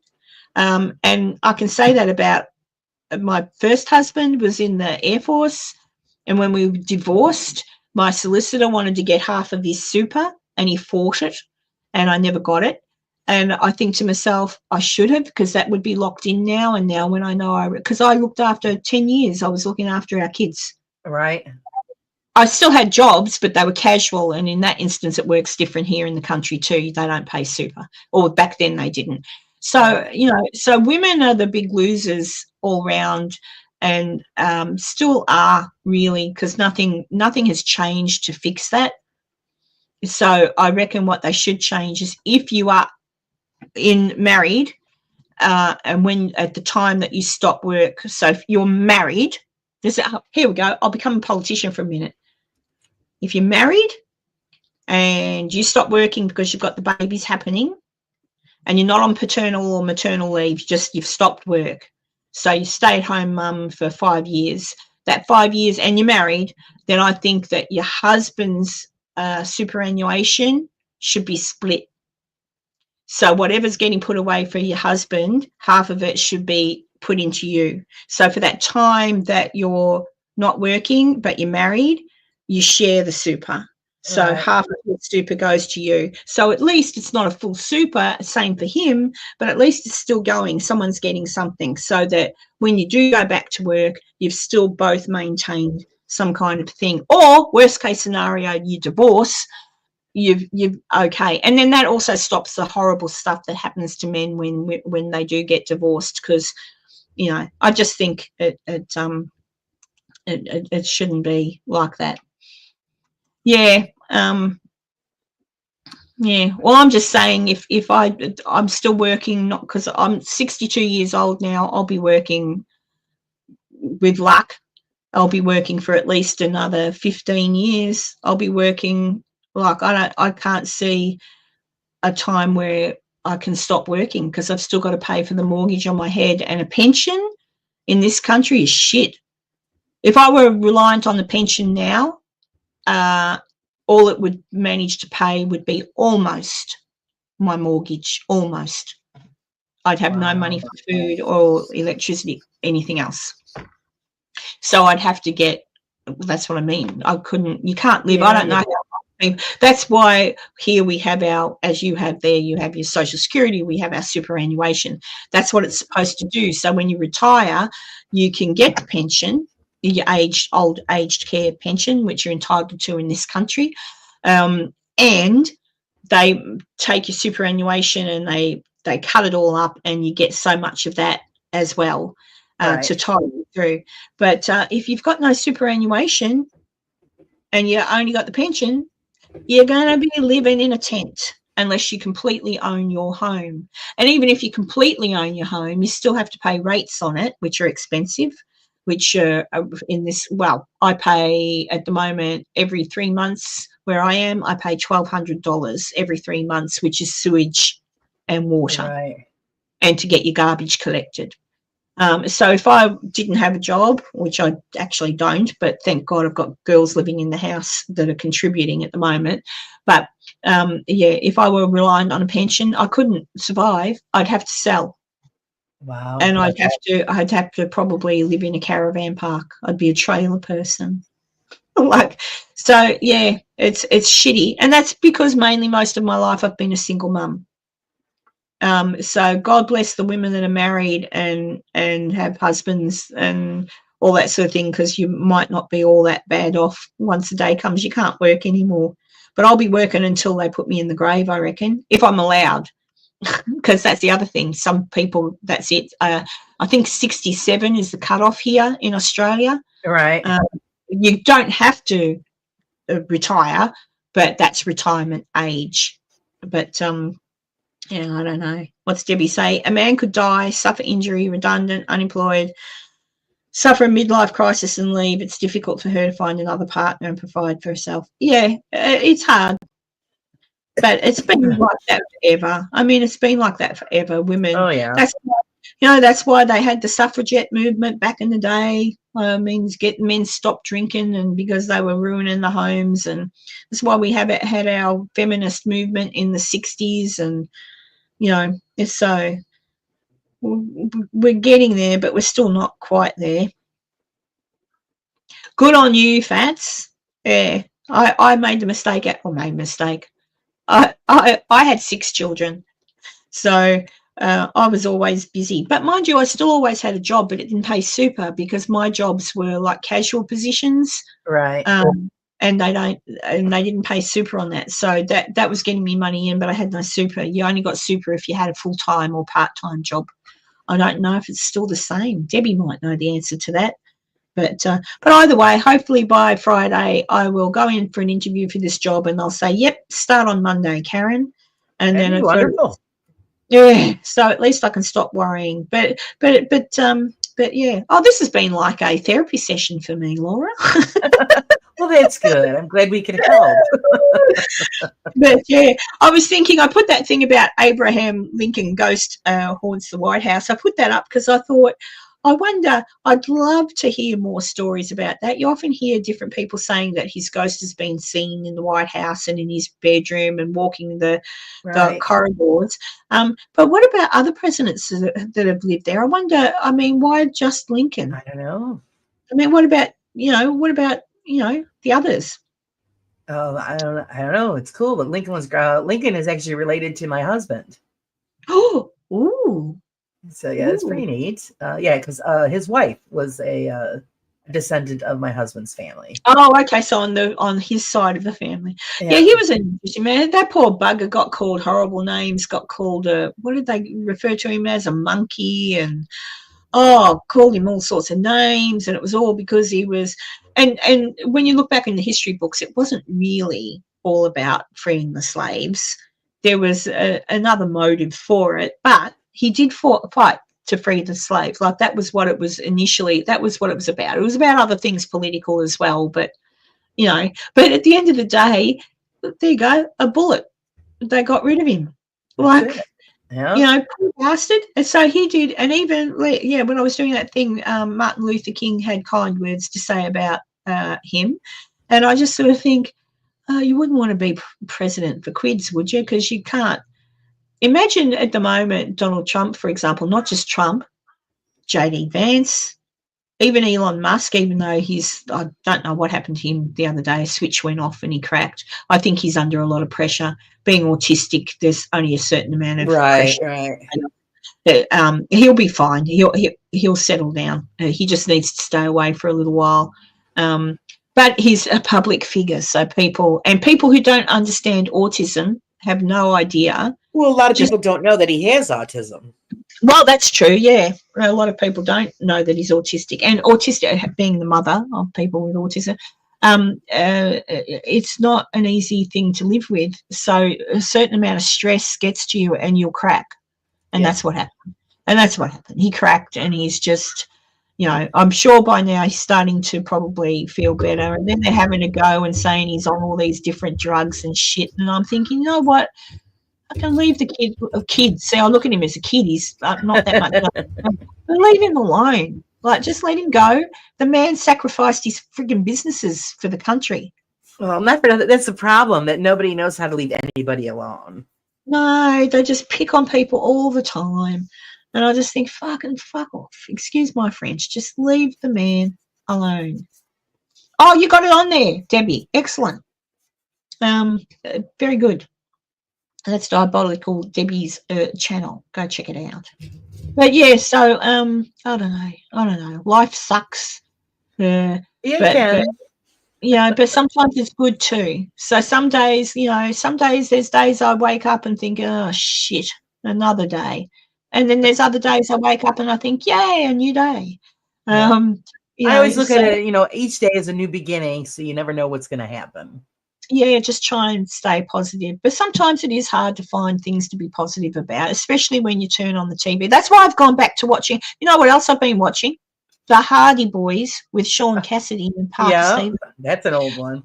Yes, and I've been binge watching those and laughing at Sean Cassidy getting there singing "I met her on a Monday and my heart stood still." That was his big hit back then to do "Run, Run, Run." Oh God! And I've been binge watching that and the Nancy Drew mysteries because they go hand in hand with the Hardy Boys. Yeah. And then the Nanny. I've been watching a bit of the Golden Girls, Love the Golden Girls. Love the Golden Girls. And what was the other thing I stuck on? I stuck on True Blood. Do you remember that show, True Blood, the vampire show? HBO. No. Oh, well, True Blood. It had oh shit, what's his name? He's blonde. He's an Sarsgaard. He's really handsome. I can't think of his first name. Eric Sarsgaard, I think. He's really handsome. He played Tarzan in a Tarzan movie. His brother plays the clown in It. Eric Sarsgaard. Hang on, I'll show you a picture. You'll know who I'm talking about if you see him. Right. I think that's him. His father's a famous actor too. It's Swedish. Eric Skars. How do you spell it? Skars. Good question. Yeah. This bloke. You'll know. Well, this is him now. This is him as Tarzan. Wow. Hang on a second. A bit like that. Hang on. Share screen. Window. There he is. Wow. Do you recognize him? His name's Eric. I do. Yeah. Yeah. So he was in a show called True Blood. And let me see if I can find him. That was a show. That's the cast there of True Blood. And it's a vampire movie. So hang on, is my mouse working? Yeah. So this guy here plays a vampire. He's English. She's a Kiwi. She was a little girl. Anna Paquin is her name. She was in a movie as a little girl called The Piano. I think she won an Academy Award as a little girl. Yeah. This fellow, I can't remember his name, and I don't think I've seen him in anything since. He plays a shapeshifter. This girl here plays a vampire, and this boy here is Australian. He used to be in one of our shows here. I think Home and Alone was a show he used to be in here. This girl here is currently in The Last of Us. She's a character in The Last of Us. And this is Eric. Eric plays old vampire. And all I can say about this show is I put it on the other day because I watched it when it was back in the day on, right? And I thought I'll put it on and watch it because I've forgotten most of it. Oh, my God, sex, and more sex. So this guy here, bless his soul, he passed away. I don't know how or why, but he passed away. But he plays a gay man in it. Brilliant in the show. He's really good in the show. But there's all sorts of gayness and all sorts of lesbianness and gayness and sexists and orgies, and I'm like, oh my God, I actually fast forwarding through it all when it gets to those bits. That's how long the bits, because in most shows it goes pretty quick. Like it'll be like now. So I'm thinking people, because that's 20 years ago. Like that's how long ago that was. It only seems like yesterday. But I think young people nowadays need to go back and watch some of our old TV to realise we're not the prudes that they think we are. In fact, it's more prudish now. It's more prudish now. There was another show I remember was made in Toronto called Queer as Folk. That was all about gay men and the time frame. And I'm trying to read. And the guy that was the main lead in that, he was really handsome. But that was all gay sex and everything. You saw everything. I think in that there was, I could be wrong, but I think in that show there was Full Frontal. And then we had, I never seen it. I know the show, but I've never seen it. Yeah, it was a good show. I remember watching that. I'm big on TV shows. I mean, when I was younger, I was, but now, I get bored really quick. I can't watch TV now. Isn't that interesting? Yeah. But I can watch the old one. But while I've got that on in the background, maybe it's my OCD. I've got to be doing something else. So I might be playing a card game or a ball game. Or I'll be doing something on my computer while the thing's on the telly, even while I'm watching The Nanny. Yeah, that's what I do. I watch stuff on YouTube, but then I'm also working on the magazine as I'm listening. So I'm listening to the program, but I'm doing something else.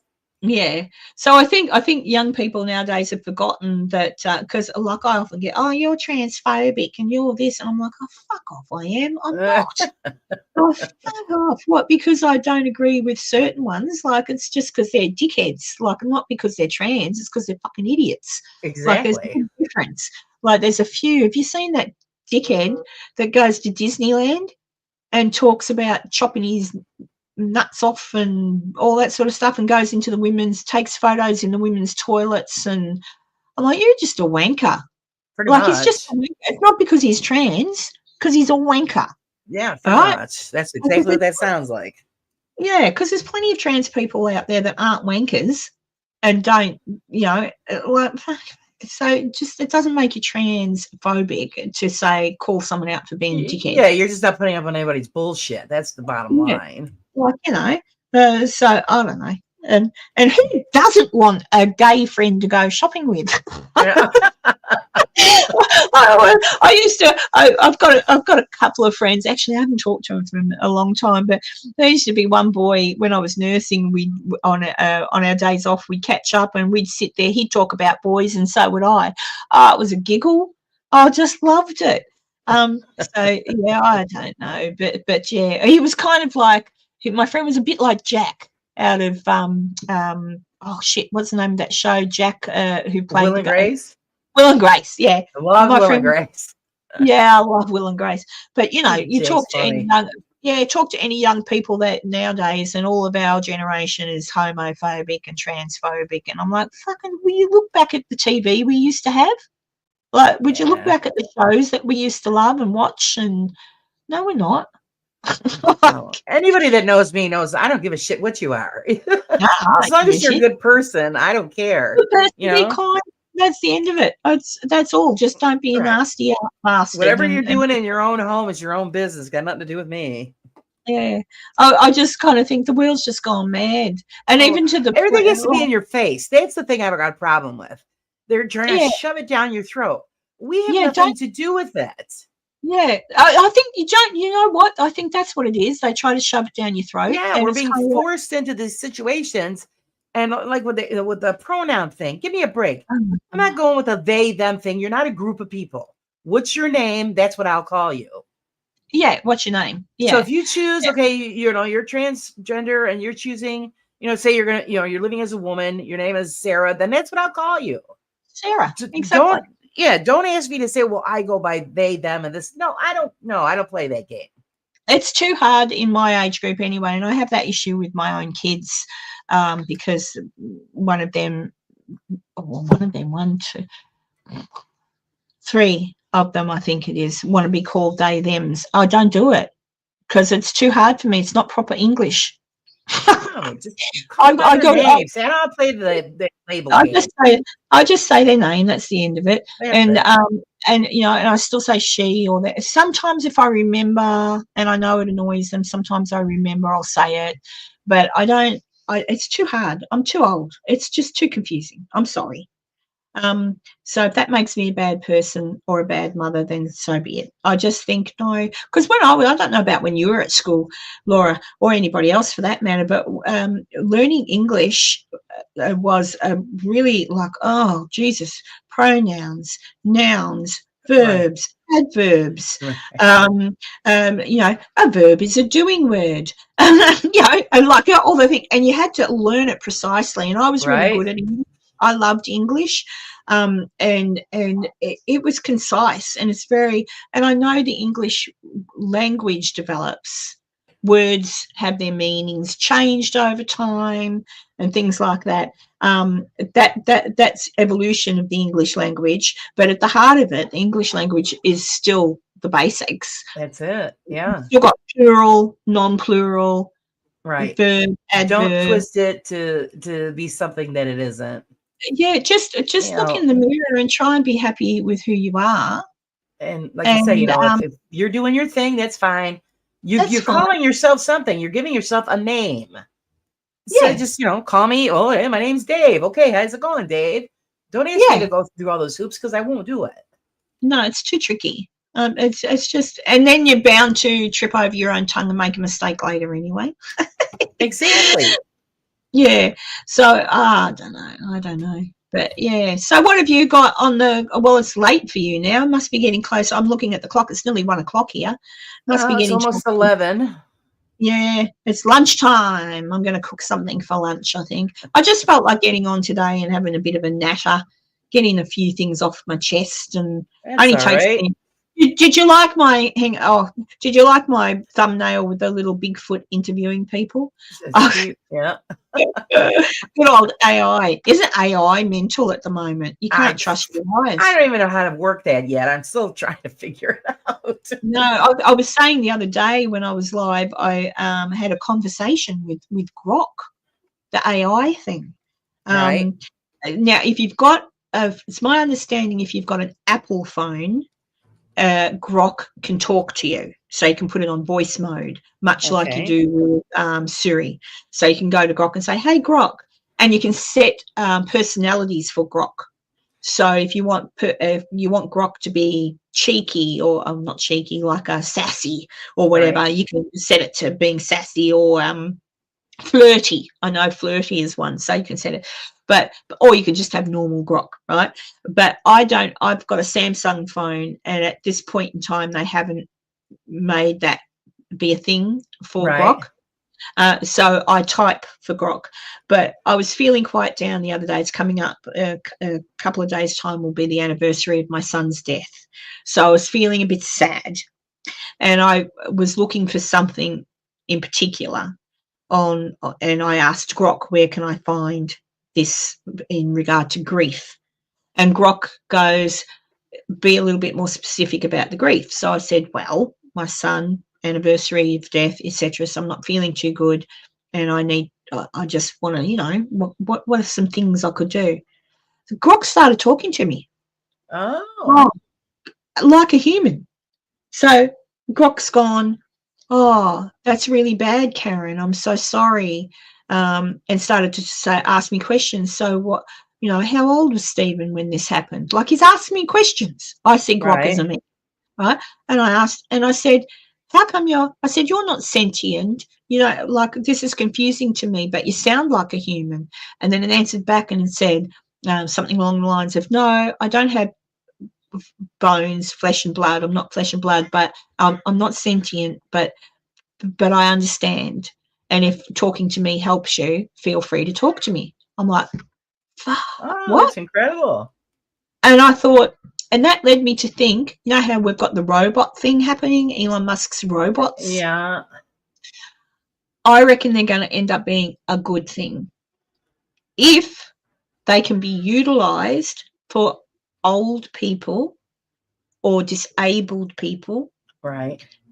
or rich people, but people who are isolated socially Yep. through their disability, perhaps, who don't have anyone to talk to and do feel at the end of their tether, if they had a robot that could help them around the house, like, hey, it's all right, sit down, I'll make you a cup of tea, let's talk, and has that AI base that Grok has, Right.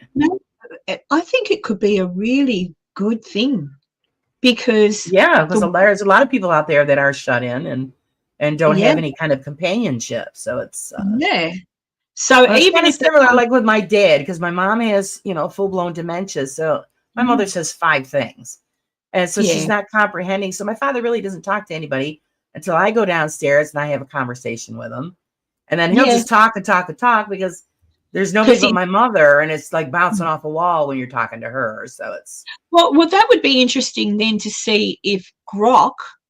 I don't know about Chat GBT. I have used Chat GPT. I have used it a little bit, but it's not as good as Grok. I'll give Grok. But you got to compare them because if you're asking for information from either of those AI platforms, you still got to research yourself. If you're just in for a quick answer, it's okay. But again, depends where they're drawing their information from. They could be a bit off because they're just drawing their information from the internet. right.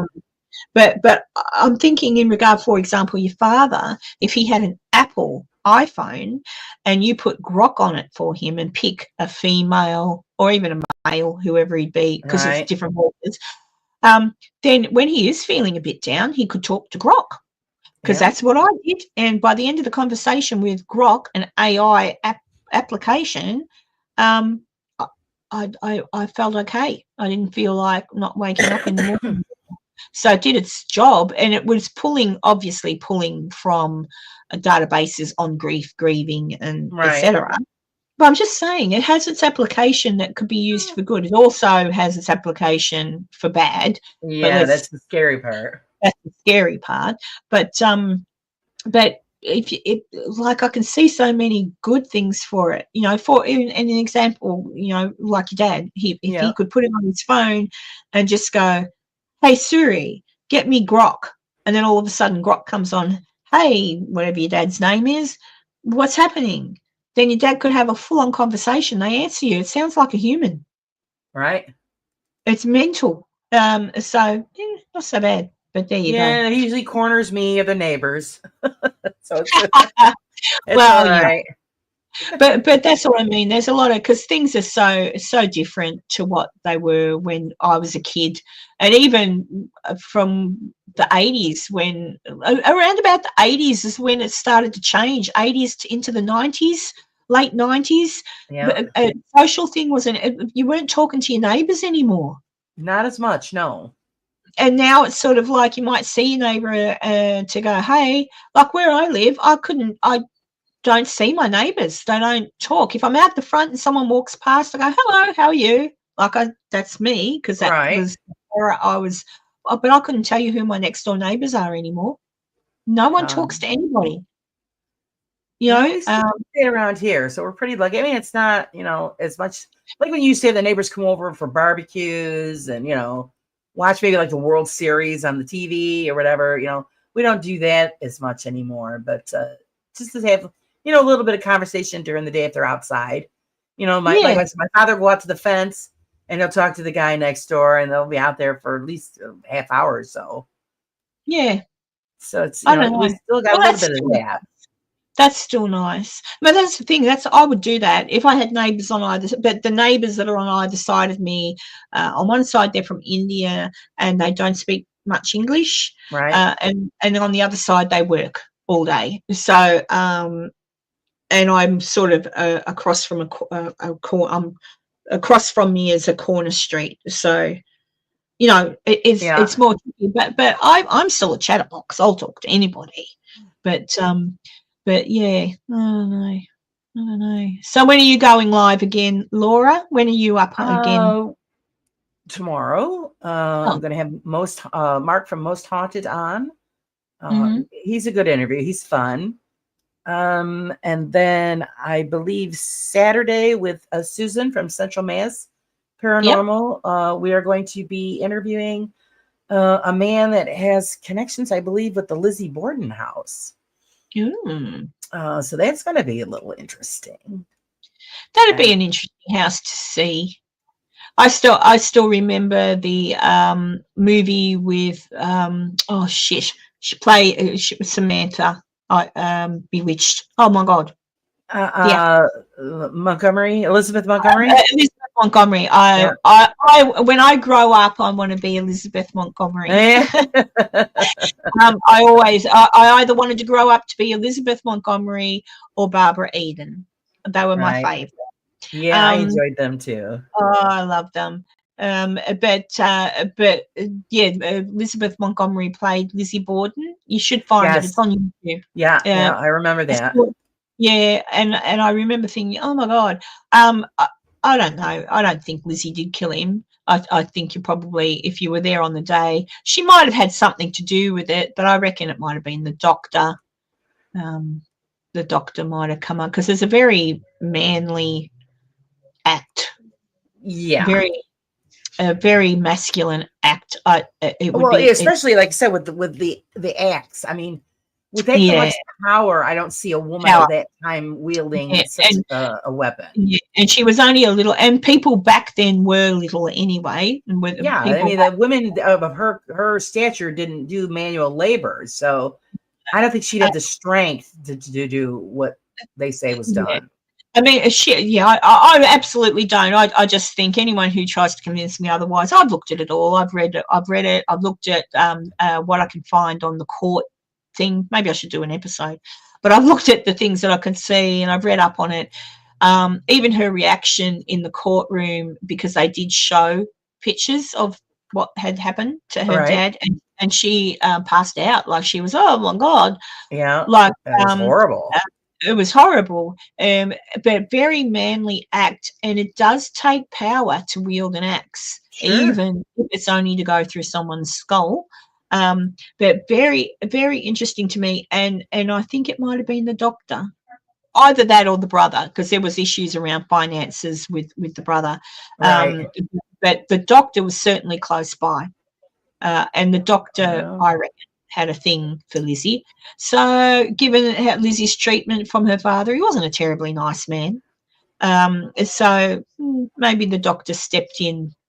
But yeah, I think there could have been it was an absolute, that had to have been a moment of opportunity, Oh yeah. because the dad had fallen asleep on the couch. Now, would that have happened if he hadn't have fallen asleep? Probably not. But then the mother upstairs is a bit confusing, so I don't know. But certainly the father's, I don't know. I don't know. But I don't think Lizzie did it, and I don't think the house is haunted. Probably not. But who knows? No. Like I Like said, we'll most- find out on Saturday, and we'll see Yeah. what they got to say. And Yeah, I don't know. You always get people saying, "Oh, you hear things," and I don't know. I've become a real skeptic, Laura. I've become a real skeptic. Only I because can understand the disappointment, because you had such high expectations when you went to the UK for your trip, and nothing panned out the way you were expecting. And look, it wasn't that. It was actually it to be quite honest with you, it all stems back to my time in America, when I went to every single haunted place you could think of, with a group Right. of people who I've unfortunately been in the presence of, not necessarily those people I traveled with, but I've been in the presence of other investigators, seen how they work, seen how they make their money, and I know they're fake. Yeah. And I thought, fuck, Yeah. you know, even people who put on things for people to come to, and you know that they know what they're saying is not true, but they don't care. So I like to be honest. I like to say, this is what happened here. This is the truth. This is the Right. history of the place. But people don't. And they tell, and there's no need for the lies, because some of these places that are all worldwide, even the ancient Ram Inn, the history there is not true. Only part of it is. So even the story about how old the building is not true. It's not Right. as old as they say. So it's annoying, and I get really annoyed, and I think you don't need to tell a lie. And they do. Yet they do, because what do people love? They love drama. Yep. So, it's even like, if I, for example, say my thumbnail had have said something along the lines of, let's think of one, LA riots, death at the LA riots. Right. I guarantee you, click, click, click, click, click, click, click. And then I might, you'd have a million people, and I could excuse that thumbnail as being, hey, yeah, like, or I could write death at the LA riots ? Because then I cover myself. It's clickbait, but I'm not. Is there? Like, do you know what I mean? But that's what people do, and I understand that that's what they do because they want the views. I get it, but I can't do that because it goes against how I feel. So that's why I don't get very many. I see. Carla just went through that herself, because she called somebody out for doing that kind of thing, and she was attacked because she went after them. And I'm thinking, no, don't get me started on this. And then the poor girl had to back down anyway because they continued on with threats. Oh yeah. So not good people. I actually asked for my name to be taken away from their new upcoming documentary. Okay. I was on it as producer because I did donate some money back in the day, but I don't want anything to do with people like that. It's sad to me. I'm very, very disappointed. Very disappointed. So it is what it is. It was intricate, as I'm sure it was intricate, but it doesn't matter. If someone puts something like that and says something happened, and I knew where those people had been. I know the house quite well. I feed the chickens at that house. I have walked through that house. I know what's in the I know exactly what's in the attic. I know everything that I could possibly want to know about the house because I'm friends with the owner of the house, not the woman that shows people through, the man who pays the mortgage. Right. So I know the truth of the house. I know the true history. I know what lies and are told, and I know what therefore when I watch someone do an investigation. Now, granted, when people do an investigation, if they've not done their homework and they've not done their history and they go by what they're being told, granted, that's what they believe the history to be. That's fine. But when they say certain things are happening and I know the history, then I know they're lying. I know that they're not getting what they say they're getting because that's not the truth. Does that make sense? Yeah. So I can look at someone's investigation, and they might say, "Oh, I heard a child," or "I heard what." I can tell you now, no child ever died in that house ever. Right. Nobody fell down the stairs. The lady of the house was never the lady of that house. She never lived there. Never went anywhere near the fucking place. She hated it. So I know the history of the house. So I know when people say, "Oh, that must be Mrs. Mrs. Mackey." No, she was never in the house, guys. She hated Virginia City. She left as quick as she freaking could. Yeah. And so I see things and I think, is there anything nasty in that house? Well, I've been in there alone, and again, is it just me? Nothing comes near me? I don't know. But I've been in the house alone. And to me, it's an old house with an awesome history. And there's nothing nasty in the house. It could be haunted. Just because I haven't seen a ghost doesn't mean it's not haunted. But I question who it's haunted by. Right. Because it's certainly the main, Mr. and Mrs. Mackey, Mr. Mackey did live there for a short time, but that was while he was waiting because I know the history too well. Mr. and Mrs. Mackey lived in a house up on B Street. It burnt down. So when it burnt down, Mrs. Mackey went to San Francisco, and Mr. Mackey also left, but when he would come back to town, he'd stay in a hotel that was there, the International Hotel. But in the interim, he was actually waiting for that to be built, his room to be built. He stayed at the Mackey Mansion. So he was only there for a short time, and he stayed at the Mackey Mansion. But there were other people. The superintendent was living there as well. So it wasn't just Mr. Mackey living there. And Mr. Mackey's family never lived there, ever. Only Mr. Mackey did. I do remember you talking about that before on another program. I think you had Taylor on, and when you guys were discussing the history. So you guys hit all the history on that. And that's the thing. So I know the history of the house. So I know, I understand. And look, I know the owner wishes the truth would be told on their little tours, but I guess at the end of the day, if people aren't really looking for the history and they just want to be spooked, they just listen to what's being told.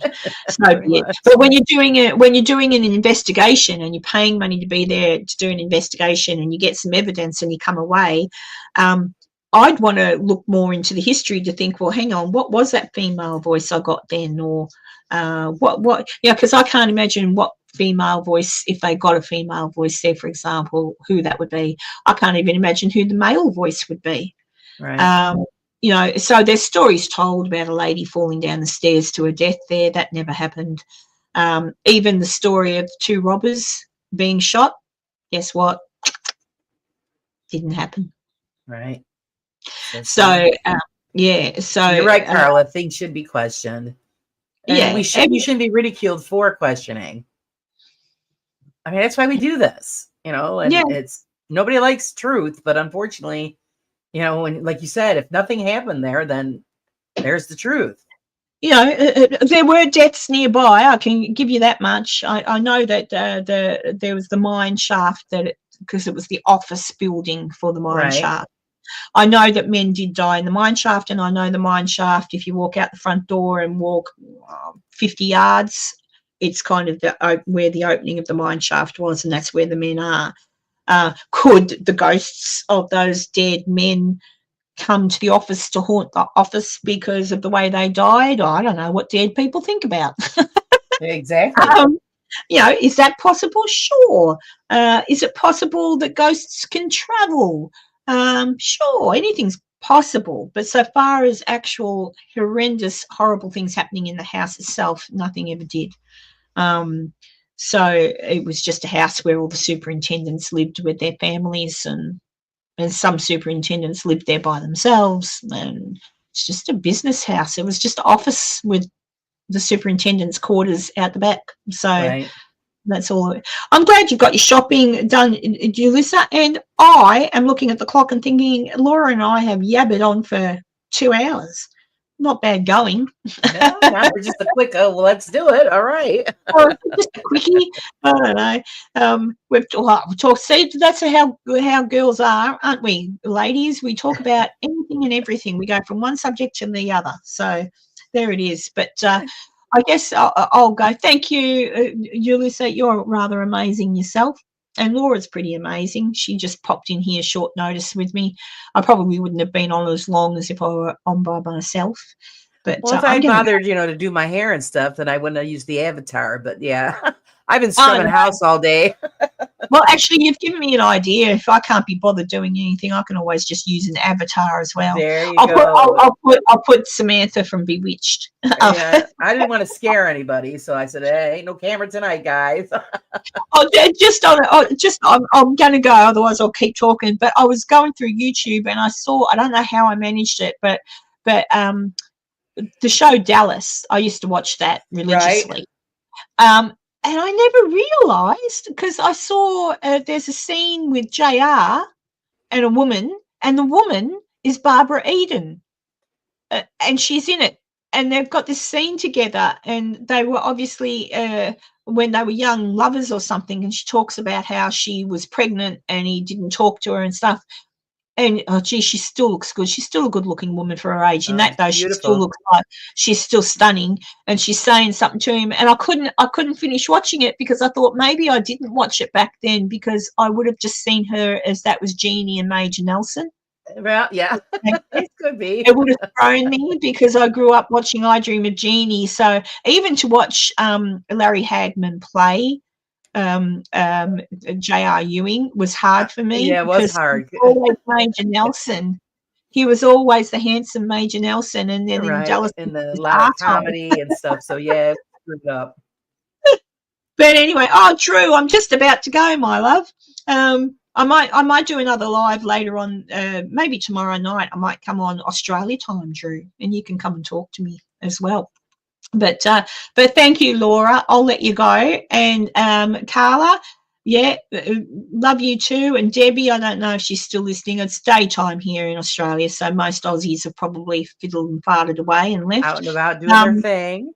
Yes. Oh, all right, Drew. I might do that maybe tomorrow night. You and I can get on and talk about, I don't know, stuff, just like I did with Laura. Just talk about stuff. We just talk about stuff. All right. I love you dearly, Laura. Thank you, and have a good sleep. And thank you to everybody for listening to Laura and I crap on about stuff. And until next